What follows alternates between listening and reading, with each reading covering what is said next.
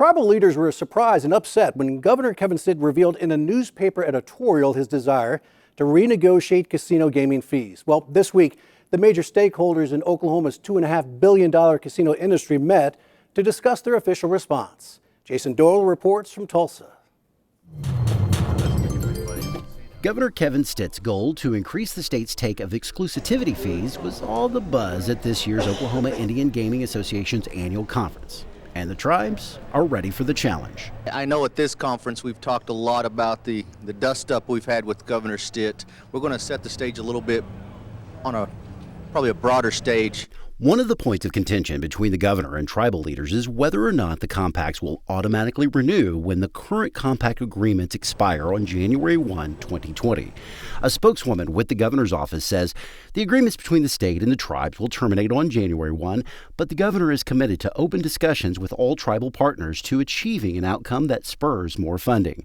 The attorneys who helped negotiate the 2004 compact say, not so fast.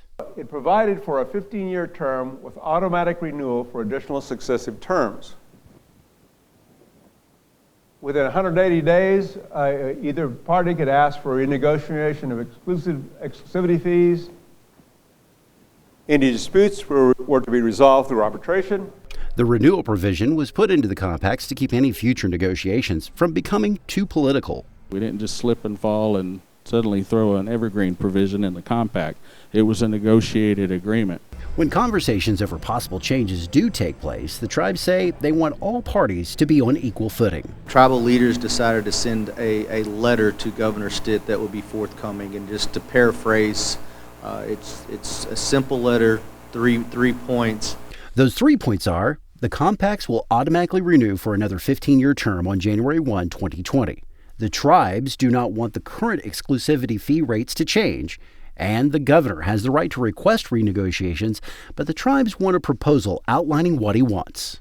But we asked of the governor if he could send us what that proposal is. What is that ask? We haven't seen it. Stitt points out other states have higher rates, but Oklahoma Indian Gaming Association Chairman Matthew Morgan says that doesn't mean they need to be raised here.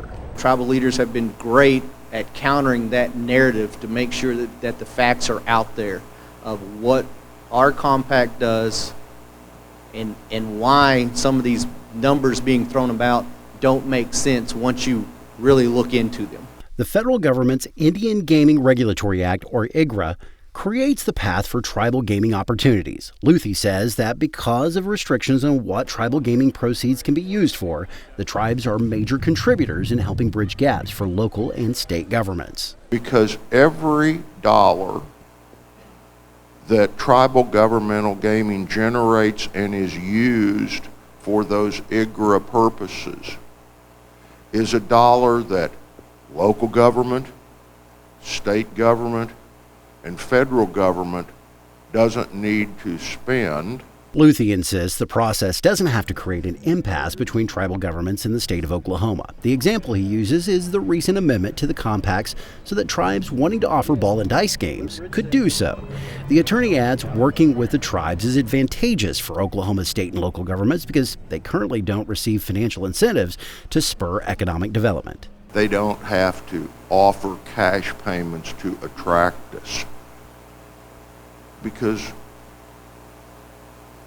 tribal governments that operate gaming